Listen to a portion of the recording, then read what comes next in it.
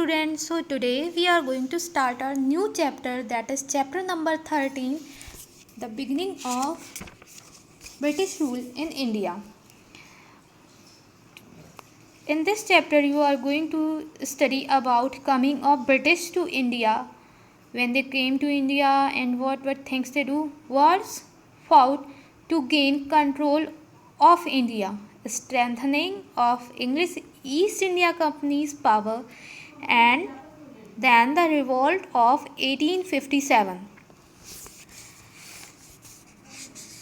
Britishers came to India, and first of all they set English East India Company. When they came to India and how they started ruling over India, everything you are going to study in this chapter.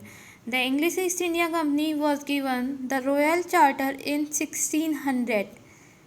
1400 से ही foreigners का आना India में start हो गया था. Before that India was ruled by Mughals. Mainly large part पे Mughals rule करते थे इंडिया के. और Mughals are also not mainly from India, they came from Arab side. वो अरब की साइड से आए थे and they ruling over India from many years ago. Many of their dynasties rule over India, and after that Britishers, before that Portuguese were the first Europeans to come in India. After that French and many other came. First one I have told you in that chapter number 8 about Vasco da Gama, how he came to India from this route, from Portugal. You can see this route from Portugal. इस root से आए थे ये, और यहाँ से इस root से ये इंडिया में आए. Okay, clear from. So he just visited to India first time, and he after that in 1498 he visited to India.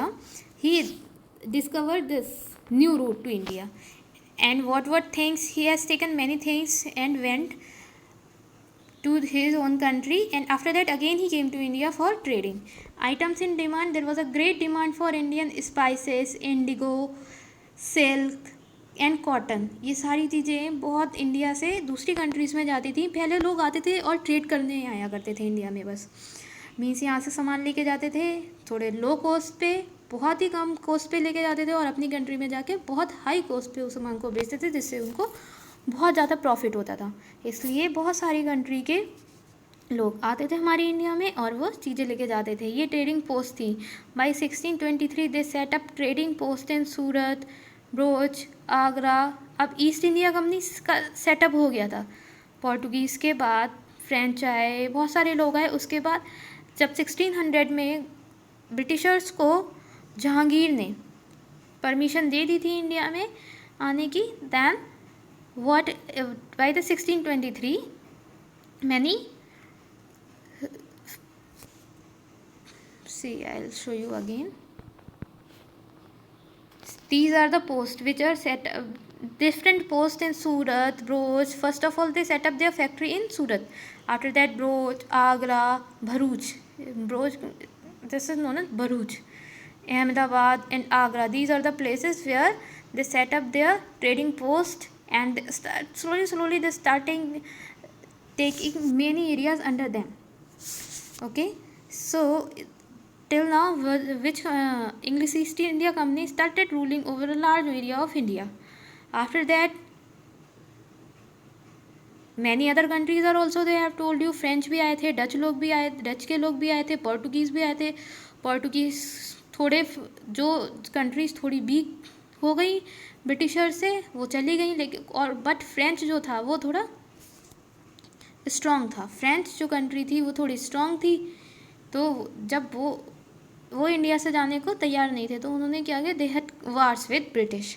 उसके बाद ब्रिटिशर्स और फ्रेंच के बीच में वार्स हुए बहुत सारे, and they are known as Carnatic wars. Carnatic wars was fought by them. So अब 1615 में जब पहली बार मुग़ल एम्परर जहांगीर ने अलाउ कर दिया था EIC यानी कि ईस्ट इंडिया कंपनी को setup their first factory. So first factory कहाँ सेट हुई? सूरत में। उसके बाद 1623 में उन्होंने बहुत सारे ट्रेडिंग पोस्ट बना लिए।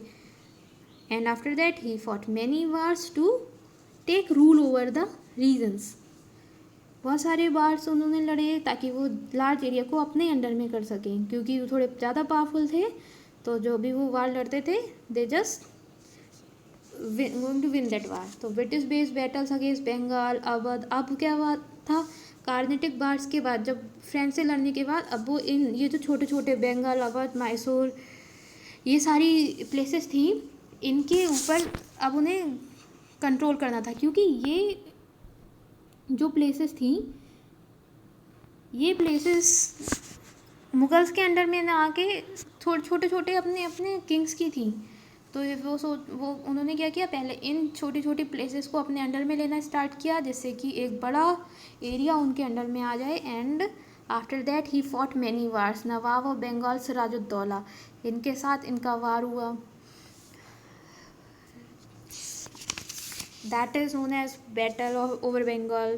And this battle is known as Battle of Plassey in 1757, because the British were misusing the trade privileges. Means उन्हें जब काफ़ी चीज़ें पावर दे दी गई थी तो वो मिसयूज़ कर रहे थे उस चीज़ का, अपने फ़ायदे के लिए उस चीज़ का यूज़ कर रहे थे। मीन्स सिर्फ अपना वो करते थे, अपना प्रॉफिट देखते थे, और लोगों को उससे ज़्यादा प्रॉब्लम हो रही थी। So what he did, they had a war with the Nawab of Bengal, Sirajuddaulah. The British emerged victorious in the battle. उसके बाद क्या हुआ, वो लोग जीत गए उस बैटल में, क्योंकि ब्रिटिशर्स के पास ज़्यादा पावर थी। उनके जो सिस्टम था वो थोड़ा ज़्यादा एडवांस था इंडियन सिस्टम से। Nawab of Bengal Mir Qasim, supported by Nawab of Awadh, Shuja-ud-Dawla, and Mughal Emperor Shah Alam II. Next, a few years later, a battle of Buxar start हो गया 1764 between Nawab of Bengal Mir Qasim and East India company.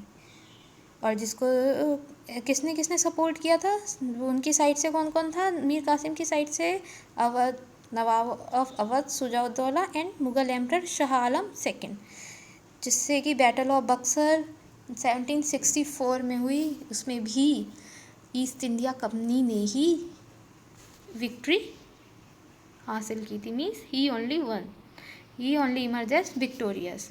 ये आप इतना area देख रहे हैं red वाला, दिस ऑल पार्ट, वो बंगाल को क्यों अपने अंडर में लेना चाहते थे? क्योंकि ये बहुत ही बड़ा प्रोविंस था। आप देख रहे हैं पूरा रेड एरिया। अब क्या है यहाँ पे बांग्लादेश, अब हमारा बांग्लादेश डिवाइड हो गया, इसमें से असम निकल गया, इधर छत्तीसगढ़ वगैरह सारे पोर्शंस निकल गए, और अब Bengal is quite small as compare to that older one. Clear?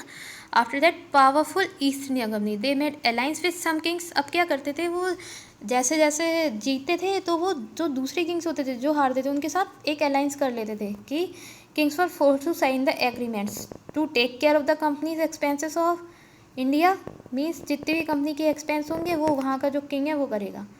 अगर वो उस मीन्स वो कहते थे कि हाँ we are not going to kill you, हम आपको मारेंगे नहीं, लेकिन आपको ये सारे काम करने होंगे। Take care of the company's expense in India to feed and take care of the British army station in the province. So क्या होता था फिर, वो सारा ये सब्सिडरी अलायंस, ये ऐसे अलायंस करते थे उनके साथ, और अब किंग्स जो वहाँ के किंग होते थे उनको वो मानना पड़ता था। क्या करें, of course they have problem, अब वो तो हार गए हैं तो उनको मानना पड़ेगा बात। Unfair British, means Britishers were very unfair. Britishers unfair तो थे बहुत, इंडियंस वर इन्फीरियर। मीन्स जो भी पोर्शंस आप यू कैन सी, अभी आप देखो यहाँ पे you can see this man, ये आपको क्या दिख रहा है? ये ब्रिटिशर्स हैं, ये ब्रिटिशर है, ये इंडियन है। Now that particular person who is having, जो ऊपर बैठा हुआ है, that means he is the higher personal in the army and as compare to the man standing. तो ऐसा होता था कि जो इंडियंस थे उन्हें कभी भी प्रमोशन नहीं दिया जाता था. They are not getting any promotion, they are not getting any higher position in the army और इन एनी फील्ड. किसी भी फील्ड में उन्हें हायर पोजीशन नहीं दी जाती थी, वो छोटी पोजीशन पे ही रखे जाते थे. तो this is creating a problem. Of course, when you are not getting promoted in your work, you will feel inferior. Poor peasants. Now, they were forced to grow crops. जो poor peasants होते थे उनको force किया जाता था कि जो Britishers कहेंगे वही क्रॉप ग्रो करेंगे वो. They had to pay heavy land taxes. They were forced to pay heavy tax even when the crops failed. जब क्रॉप्स ग्रो नहीं हो पा रहे हैं means now they are not going to have any profit, then also they have to pay the tax. तब भी उन्हें tax pay करना पड़ेगा. The britisher did not help even in the times of famine and many died. जब सूखा पड़ता था या फिर कोई भी प्रॉब्लम आती थी, बाढ़ भूखमरी के टाइम भी वो कभी भी हेल्प करने नहीं आते थे. बस उन्हें क्या था कि they want tax and poor peasants had to pay the tax. जो पुअर फार्मर्स होते थे, पेजेंट्स होते थे, उनको अपना टैक्स तो पे करना ही है चाहे कुछ भी हो जाए. So this are the many things due to which people of India are suffering by the britishers rule. And because of this, revolt of 1857 started. You can see Nana Sahib, first one, Tatya Tope, Begum Hazrat, Rani Lakshmibai, Veer Singh Kunwar and Mangal Pandey. These are the heroes of the revolt of 1857. But problem is there that British army was very powerful and these people did not able to face the army, but they fought very bravely for India. यहीं से revolt start हुआ ना. people are getting aware. अब वो aware हो रहे थे कि we can do something. जब इन लोगों ने revolt किया ना, people become aware कि हम कर सकते हैं कुछ, so that we can be free from the rule of Britishers. So after that 1857 revolt, all the people died in the revolt, and